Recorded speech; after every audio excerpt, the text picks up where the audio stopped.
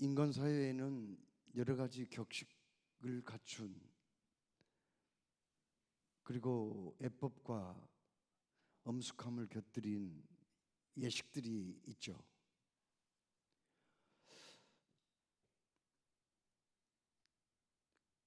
개인 그리고 가정, 사회, 국가 각각 여러 가지 예식이 있습니다. 기독교에도 예식이 있어요. 물론 천주교도 예식이 있죠. 천주교에서는 7성례가 있거든요. 영세, 견진, 성체, 고해, 종부, 신품, 혼배 이 예식이 있어요. 7가지죠. 그러면 기독교 예식은 뭐가 있을까요? 2가지가 있습니다. 그게 뭐예요? 기독교는 간단해요. 기독교 예식은 세례와 성찬 이 2가지가 있습니다.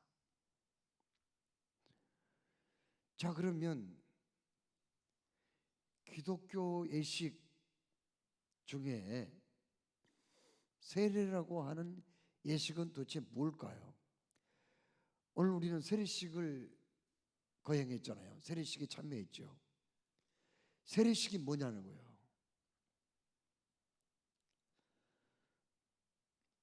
여러분, 세례식은요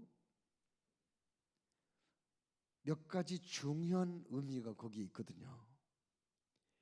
첫째로 세례식은 결혼의 의미가 거기에 있습니다. 조금 전에 사부 예배 끝나고 우리 교회 어느 그 집사님 따님이 7월 1일 날 결혼식을 올리게 되었다고 그러면서 신랑하고 왔더라고요. 오늘 저는 처음 봤어요. 그런데 키가 얼마나 큰지 내가 한참 이렇게 올려다 봤다니까요. 신랑과 신부가 그냥 얼마나 키가 큰지 놀랐어요. 엄마는 그렇지 않은데 그냥 키도 크고 얼마나 그냥 멋지게 생겼는지요. 멋진 예비 신랑, 멋진 예비 신부로 보였습니다. 그래서 또 기도해 달라고 그래서 하나님께 또 간절한 마음으로 축복 기도를 해줬는데요. 여러분, 세례식은 결혼식과 같다고요. 그러면 누구하고 결혼식 하는 거예요? 내가 세례 받는다면 나는 신부입니다. 그러면 도대체 신랑은 누구일까요? 바로 신랑은 예수님이시죠. 예수님하고 결혼식을 올리는 게 바로 세례 예식이라 하는 것을 우리가 기억을 해야 되겠습니다. 여러분, 성경 전체 내용을 쭉 보면은요 예수님과 나와의 관계를 여러 가지로 표현한 대목들이 있어요. 스승과 제자의 표현도 있고요, 목자와 양 표현도 있고, 스승과 포도나무와 그 가지의 관계로 표현을 하기도 하죠. 예수님과 나를 또 많이 표현한 말씀 가운데 신랑과 신부로 표현을 합니다. 예수님과 나 사이를 여러 가지 표현한 그 표현 중에서 가장 친근감 있게 따뜻하게 표현한 대목이 바로 신랑과 신부의 표현이죠. 아가서에 보면은 나의 누이 나의 신부야, 네가 내 마음을 빼앗았구나. 내 눈으로 한 번 보는 것과 내 목에 구슬한 깨미로 내 마음을 빼앗았구나. 너는 잠근 동산이요 덮은 우물이요 봉한 샘이로구나. 이렇게 말씀하고 있거든요. 신랑이신 예수님은 어느 날 우연히 나를 보시게 되었습니다. 그런데 첫눈에 그냥 반하시고 말았죠. 한 눈으로 한 번 보는 것과 그 목에 구슬 한 개미로 내가 나의 마음을 빼앗았구나. 신부가 신랑의 마음을 빼앗은 적은 없어요. 사실 신랑이신 예수님이 마음을 다 주셔놓고 그냥 빼앗겼다고, 아니 빼앗았다고 그렇게 표현한 것뿐이죠. 아까 그 예비 신랑과 예비 신부를 제가 만나는데 아직은 법적인 신랑은 아닐 거예요. 대체로 결혼식을 올리고 나서 혼인신고를 해야 정식으로 법적인 신랑과 신부가 되는 거 아니에요? 부부가 되는 거 아니에요? 그런데 중요한 사실은 법적인 신랑과 신부 되기 전에, 결혼식을 올리기 전에 뭐가 선행이 되어야 하느냐? 그것은 피차간에 만나서 마음이 통해야 돼요. 서로 사랑하는 사이가 되어야 된다고요. 그리고 또 서로 신뢰하는 사이가 되어야 돼요. 그렇죠? 서로 사랑하지도 않는데, 또 서로 믿고 신뢰하지도 않는데, 아니 전혀 통하지 않는 상태에서 어떻게 결혼식을 해요? 세례를 받은 사람들도요, 세례식을 거행하기 전에 먼저 선행되는 게 있어야 돼요. 그것은 주님과의 만남이에요. 주님과 마음이 통해야 돼요. 예수님께 내 사랑을 고백해, 내 신앙을 고백하는 게 선행돼야 돼요.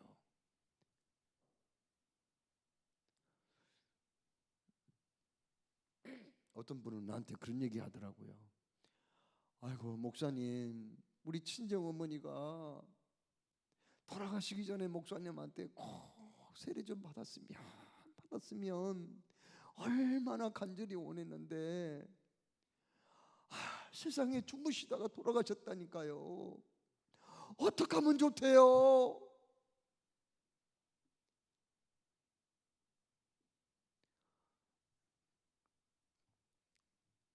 그래서 아니 그때 제가 한번 신방 간 적이 있잖아요.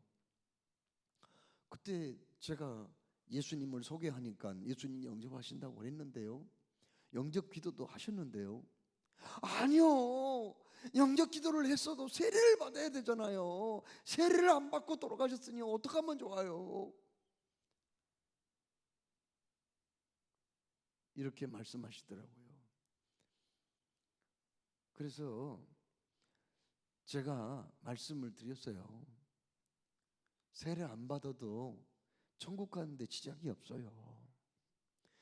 세례를 받은 것이 효과가 있어가지고 지옥 가실 분이 그 순간 천국으로 옮겨가는 게 아니고, 이미 세례를 받기 전에 이분은 주님하고 통하는 사이가 돼야 되는 거예요.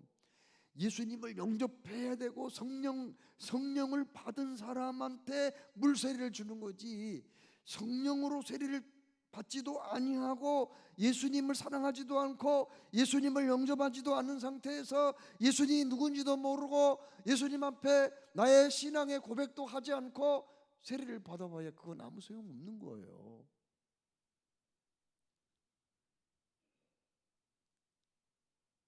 예수님을 영접했으면, 예수님을 사랑한다면, 예수님을 믿는다면 세례를 받는 것은 당연하죠. 내가 누군가를 사랑한다면, 그리고 그 사람과 신뢰와 사랑이 싹텄다면, 내 일생을 맡길 마음을 결정했고 약속까지 했다면 당연히 결혼식을 올려야죠. 그러나 그런 게 전제되지 않고 결혼식 올리면 무슨 의미 있어요? 그게?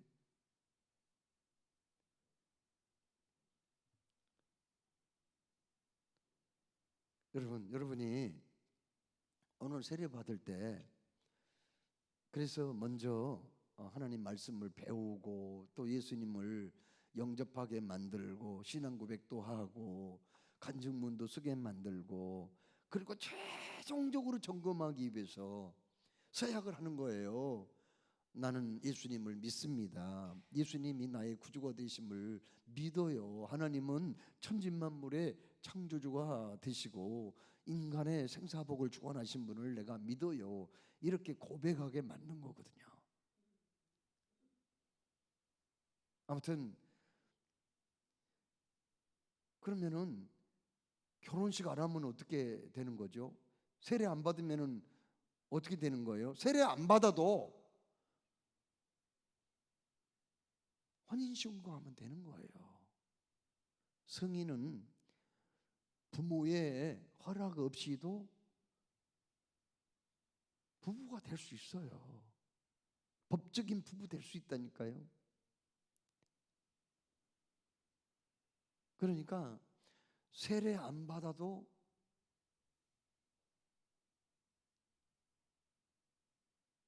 천국 가는 데는 지장이 없다는 거예요. 믿음으로 우리가 천국 가는 거니까요. 그러나 결혼식을 올림으로써 이제 어떤 그것이 효과가 있느냐? 결혼식을 올리게 되면은요, 그때부터는 이제 많은 사람들 앞에 여러분 우리 부부가 됐어요. 두 사람 손잡고 가더라도 이상하게 보지 마세요. 같은 방에서 잠자더라도 이상하게 보지 말라니까요. 우리 부부예요. 부부. 진짜 부부예요. 결혼식 했어요. 이렇게 많은 사람들에게 알리는 효과가 있는 거예요. 결혼식은. 오늘 세례 받으신 분들은요, 이제 나는 주님의 신부입니다 라고 만천하에 다 공포를 한 거예요. 실은 여러분들이 오늘 혼자 나와서 세례 받으면 안 돼요.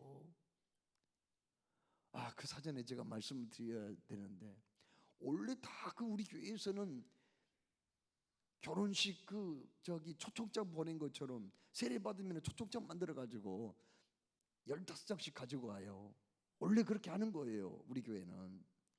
그래서 가족들한테도 초청장 보내고, 나 오늘 예수님하고 결혼식 한 날이라고 꼭 좀 와서 축하해 달라고. 당신 아들력 올 때 내가 가서 축하해 줬잖아. 딸 결혼식 할 때 내가 갔었잖아. 축의금도 줬는데 나 오늘 예수님하고 결혼식 한다.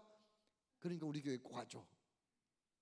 축하해 주라고, 축복해 주라고. 이렇게 했어야 맞아요.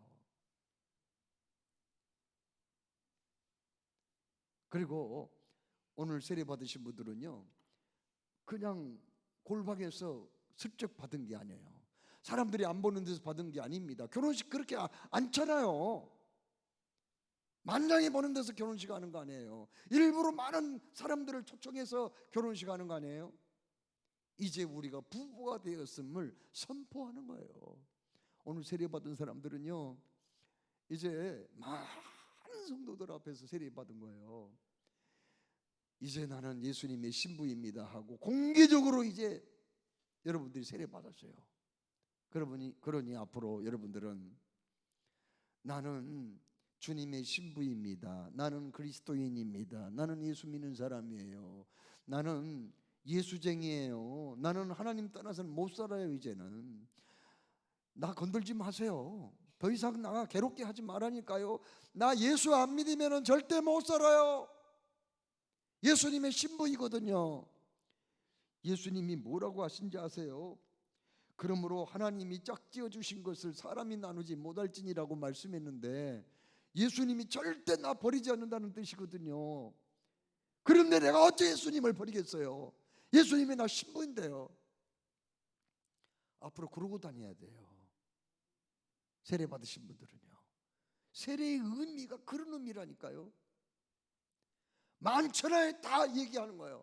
나는 이제 신자라고, 예수 믿는 사람이라고. 이게 세례의 의미예요. 그래서 그냥 결혼식 안 하고 혼인신고만 해도 되는데, 뭐 법적인 부부가 되는 데는 지장 없는데 왜 혼인식을 합니까? 양가, 일가, 친척, 친구, 친지들, 또 나와 함께 평상시에 알고 지냈던 모든 사람들에게 우리가 부부가 되었음을 담대하게 선포해야 되기 때문에, 알려줘야 되기 때문에 결혼식을 한 거 아니에요.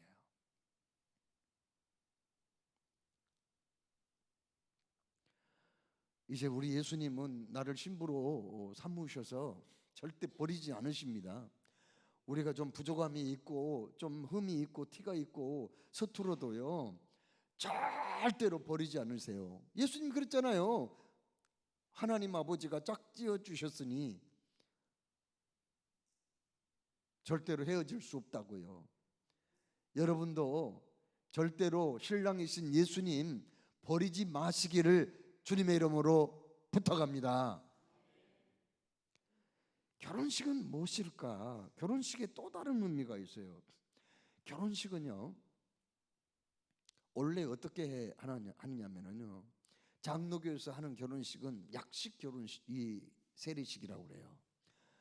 외국에 제가 가면은 종종 아프리카나 인도 같은 데 가면은 세례식을 해달라고 여기서 가기 전부터 부탁을 해놓은 분들이 있어요. 그래서 거기 선교지 가가지고 제가 세례식을 하는데, 세례식 하는데 어디서 하느냐면은 세례식을 강가에서 합니다. 강에서 해요. 그런데 어떻게 한 줄 아세요? 세례식을 하면은 제가 이렇게 머리에다가 손을 얹고요, 이 강물에 들어가 가지고, 여기 강물에 100가지 정도 가슴까지 이렇게 찬 물에 들어가 가지고 예수 그리스도 성부와 성자와 성령의 이름으로 세례를 주노라 하면서 완전히 그 사람 안 보이게 물속으로 붕덩 들어가요. 아무것도 안 보이게 들어가요. 붕덩, 그냥 몸 전체 머리까지 얼굴까지 붕덩 들어가가지고, 붕덩 들어갈 때 이 사람은 이제 잘못 숨 쉬면 안 돼요. 큰일 나요. 숨 쉬면 코로 물이 다 들어가요.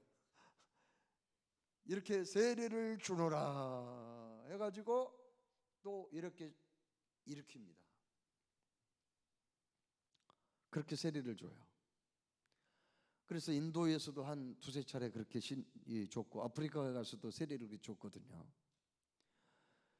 사실은 뭐 약속시례도 주어도 뭐 그 상관은 없어요. 그런데 그 나라 방식, 그 교단의 방식이 그런 방식이라서 저도 그냥 그렇게 했어요.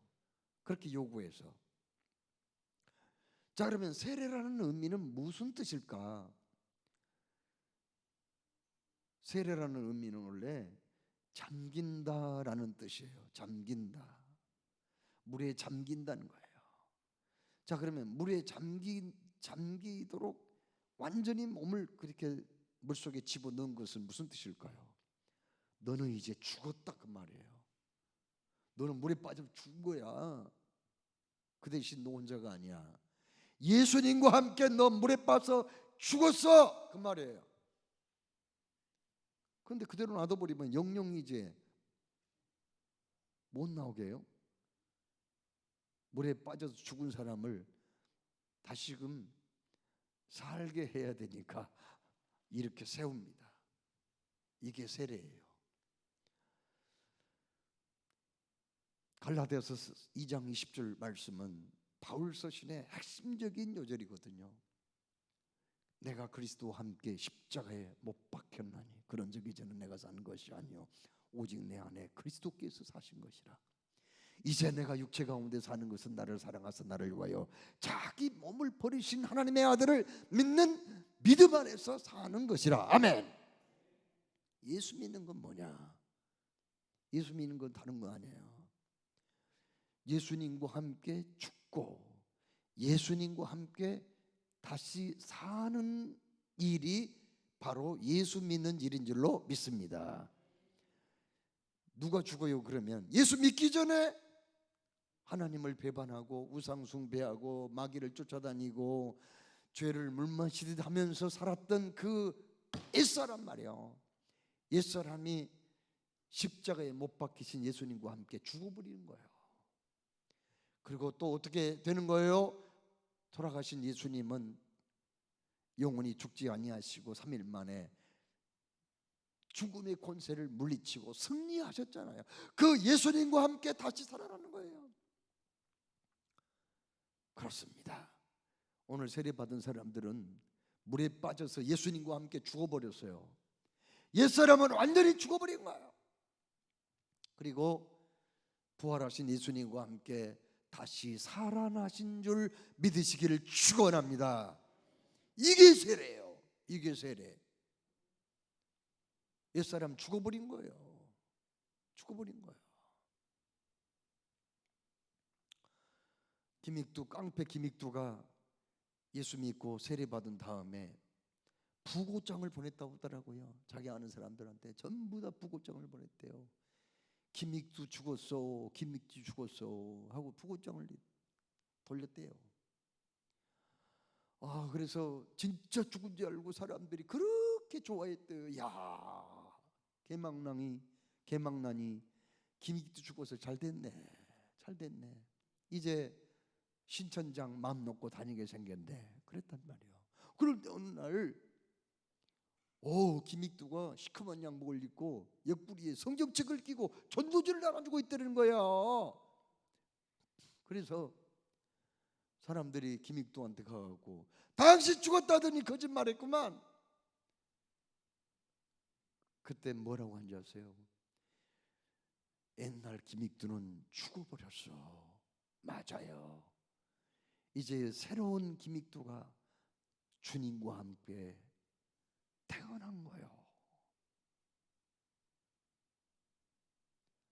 옛날 김익두는 여러분은 만날 수 없어요. 그는 신약성경 팩독을 하고 세례를 받았고 평생에 그는 성경 말씀을, 신구약 성경 말씀을 400동 이상을 했다고 그러죠.